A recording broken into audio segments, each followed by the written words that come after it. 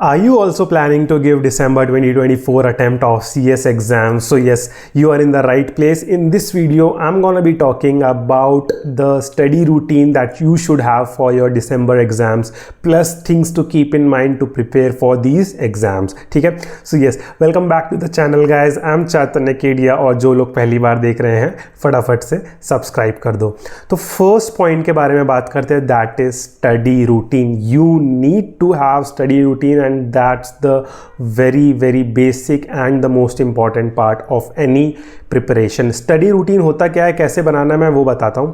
ठीक है, first of all दिसंबर में तुम्हारे एग्जाम्स है. So right now if you are taking any coaching के क्लासेस या फिर सेल्फ स्टडी कर रहे हो तो जस्ट असेस योर सिचुएशन कि यार तुम एटलीस्ट अभी किस स्टेज पे हो, तुम्हारा कितना परसेंटेज सिलेबस कंप्लीट हो गया, right? 20%, 30%, whatever it is. Now you have to divide the remaining days into 4 reads. ठीक है, मैं उसको रीड बोलता हूँ. दैट इज फर्स्ट बार रीड कर रहे हो तुम कोई भी पूरा syllabus, second, third and fourth is the final one. तो डेज को अकॉर्डिंगली डिवाइड करना है, राइट? फोर्थ रीड जो है दैट विल बी 1 डेज का. बिल्कुल एग्जाम से पहले जो फाइनल रिवीजन बोलते हैं ना, वो होता है फोर्थ रीड. उससे पहले तुम अपने अकॉर्डिंगली तुम्हारी क्या स्टेटस है, तुम्हारा क्या कोचिंग का स्टेटस है, क्या क्लासेस का स्टेटस है, उसके अकॉर्डिंगली डिवाइड करना है. But yes, minimum 3 to 4 reads is required. उसको ही रिवीजन बोलते हैं, उसी को ही रीड बोल सकते हैं. But yes, you have to do it. उससे क्या होगा कि तुम्हारे डेज बिल्कुल स्ट्रक्चर्ड हो जाएंगे. You will have a plan to follow कि क्या करना है, कैसे आगे बढ़ना है. ठीक है, next is never disregard weak points. हम लोग क्या करते हैं कि यार वीक पॉइंट्स को है ना छोड़ देते हैं, वीक टॉपिक्स जो होते हैं उसको छोड़ के आगे बढ़ जाते हैं. वो बिल्कुल नहीं करना है. Focus on your weak topics. कोई भी टॉपिक समझ में नहीं आ रहा है, यूट्यूब पे जाओ, अपनी कोचिंग वाले सर से पूछो, जो भी तुम मेथड से प्रिपेयर कर रहे हो, accordingly reach out for help and make sure कि वो टॉपिक बिल्कुल क्लियर हो जाए तुम्हारा. बिकॉज लिटरली मैं बता रहा हूँ, अगर हम अभी ये सब चीज़ें छोड़ देते हैं तो लास्ट में बहुत ज़्यादा पैनिक हो सकता है. प्लस अगर वही चीज़ एग्ज़ाम में आ गई तो तुम्हारे को मार्क्स लूज करने पड़ सकते हैं. So never leave weak topics. हम लोग क्या करते हैं कि यार ये समझ में नहीं आ रहा है, इसको आगे छोड़ के मैं आगे इंपॉर्टेंट स्टफ कर लेता हूँ. But right now is the time कि तुम इन वीक टॉपिक्स को कवर कर सकते हो. बाद में बिल्कुल भी टाइम नहीं मिलेगा. ठीक है, next point is writing practice. Writing practice सब बोलते हैं, कैसे करना है, क्या करना है, समझ में नहीं आता है, तो मैं उसका बताता हूँ. 2 तरीके होते हैं राइटिंग प्रैक्टिस करने के. First is cost effective method, खुद से कर सकते हो. कैसे? आईसीएसआई के प्रीवियस ईयर क्वेश्चन पेपर उठाओ. ठीक है, टाइमर सेट करो, 3 घंटे में पूरा पेपर सॉल्व करने की कोशिश करो. सॉल्व हो गया तो उसको सजेस्टेड आंसर से मैच भी करना है. खाली सॉल्व करना नहीं देखना है, सजेस्टेड आंसर से मैच करने का कोशिश करो कि यार मुझे क्या आया, क्या नहीं आया, क्या टॉपिक मैंने रिलेटेड कंटेंट लिखा सजेस्टेड आंसर से, क्या नहीं लिखा. उससे तुम्हें क्या होगा, एक तरीके से सेल्फ असेसमेंट हो जाएगा कि यार एक्चुअली में मुझे कितना आ रहा है, कितना I am able to recall and कितना मुझे कौन से टॉपिक समझ में नहीं आ रहे हैं. सो दैट तुम उन टॉपिक्स पे फोकस कर पाओगे. तुम्हें एक डायरेक्शन मिल जाएगा कि हाँ मुझे इस चीज़ पे और काम करना है.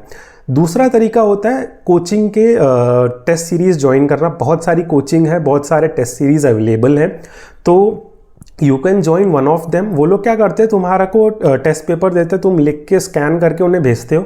वो लोग चेक करते हैं, तुम्हें रिमार्क्स देते हैं कि ये गलत है, इसमें ये गलत है, इसलिए इसमें इतने मार्क्स काटे, ऑल दैट स्टफ. तो तुम्हें वो सेल्फ असेसमेंट करने की ज़रूरत नहीं पड़ेगी. But yes, while choosing the test series make sure be very careful, क्योंकि बहुत सारे अवेलेबल है. तो जिसके रिव्यूज़ अच्छे हैं, जो कोचिंग रिलायबल है, go for that. I personally cannot recommend any one of it, क्योंकि मैंने भी रिसर्च नहीं किया. तो मेक श्योर तुम अपने दोस्त लोगों से पूछ लो जिसने ऑलरेडी करा हुआ है, उससे पूछ के then join it. But yes, writing practice is a very must. ठीक है, ये तो हो गया यार स्टडी रिलेटेड पॉइंट्स, जो कि आई थिंक सबको समझ में आ गए होंगे कि क्या क्या चीज़ें दिमाग में रखनी है, जो बहुत बेसिक है. इन चीज़ों को बिल्कुल नहीं भूलना है. बट स्टडी के अलावा भी स्टडी रूटीन में और भी चीज़ें ध्यान में रखनी है, जैसे कि फिजिकल एक्सरसाइज. यस, क्योंकि यार देखो, तुम पूरा दिन यार एक ही कुर्सी पे बैठे रहते हो, उससे क्या होता है, हमारा फोकस लेवल है ना बहुत कम हो जाता है. ठीक है। तो you need to do something physical exercise, like go for a walk in the morning और इवनिंग, ठीक है। कोई जिम जाता हो, जिम चले जाओ, खेल के आ जाओ दोस्तों के साथ, whatever you do, but do something at least. Even I use to go for a walk in evening, जब भी मेरे को टाइम मिल रहा था, ऑलमोस्ट एवरी डे, क्योंकि यार उससे क्या होता है, माइंड रिफ्रेश हो जाता है, ठीक है। फोकस लेवल जो है वापस रिटेन हो जाता है, बिकॉज जब तुम वॉक करके आते हो या फिर जो भी फिजिकल एक्सरसाइज करके आते हो, वापस जब पढ़ने बैठते हो तो उससे तुम्हारा फोकस पूरा बना रहेगा और कंसंट्रेशन पावर बनी रहेगी, so that you can retain the stuff that you are reading. Otherwise कोई पॉइंट ही नहीं है बैठ के इतनी देर तक पढ़ने का। नेक्स्ट बहुत इंपॉर्टेंट पॉइंट है, मैंने इसको लास्ट में रखा, but yes it is one of the most important point, that is distractions को हटाना। कैसे डिस्ट्रैक्शंस को हटाना है?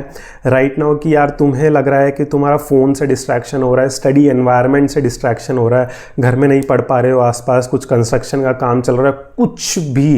राइट नाउ कैसे पता चलेगा क्या डिस्ट्रैक्ट कर रहा है? पढ़ने बैठो, ठीक है। जस्ट ऑब्जर्व कि यार तुम 1 घंटा पढ़ रहे हो, तुम्हारा माइंड कहाँ पे जा रहा है? फ़ोन पे जा रहा है कि यार मैं थोड़ा फेसबुक, इंस्टाग्राम, व्हाट्सएप कुछ चेक कर लेता हूँ, राइट। अदरवाइज कोई बाहर से नॉइज़ आ रही है, कोई परेशान कर रहा है, कोई आवाज़ लगा रहा है, ऑल दैट।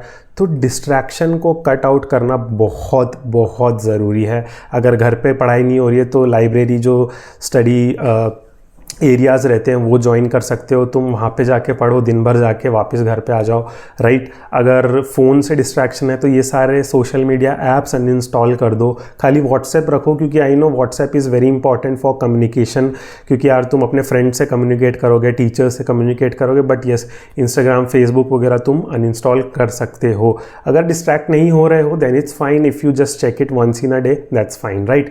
तो but it is very important to cut out your distractions. So these were the major 5 points that you have to keep in mind to while studying for December attempt. अगर ये 5 चीज़ें बहुत अच्छे से कर ली ना, तो you will be able to crack these exams along with the studies. But yes, these are the very important basic points to keep in mind. Also I am launching one-on-one mentorship, right? So इसके अंदर basically what I'll do is I'll help you create personalized strategy for your exams. कैसे beneficial होगा मैं वो बता देता हूँ। इसके अंदर I will listen to your current situation. अगर तुम यार कोचिंग ले रहे हो, सेल्फ स्टडी ले रहे हो और कैसे प्रिपेयर कर रहे हो, accordingly we will prepare a best strategy for you to clear your exams along with study routine and the particular subject wise strategy, क्योंकि बहुत ज़रूरी होता है सब्जेक्ट वाइज स्ट्रैटेजी बनाना भी, ठीक है। So those who want to opt in for, you can reach out to me on Instagram और LinkedIn. I have given you both the option. जिसके पास इंस्टाग्राम नहीं है, you can reach out to me on LinkedIn, because LinkedIn is purely professional platform, ठीक है। And it is very limited, like seats, ज़्यादा लोगों को मैं मेंटर नहीं करने वाला हूँ, क्योंकि यार जितना ज़्यादा ग्रुप बन जाएगा तो फिर ढंग से मेंटरशिप हो नहीं पाएगी। So right now I will be keeping around 10 to 15 people only. So let's see, if anyone of you interested, you can reach out to me, right? So yes, I hope these tips will help you out, and those who want to reach out to me personally, you can reach out to me on Instagram or LinkedIn. So yes, stay tuned for more content, and thank you for watching this video. Subscribe to the channel and share with your friends. Okay, bye bye.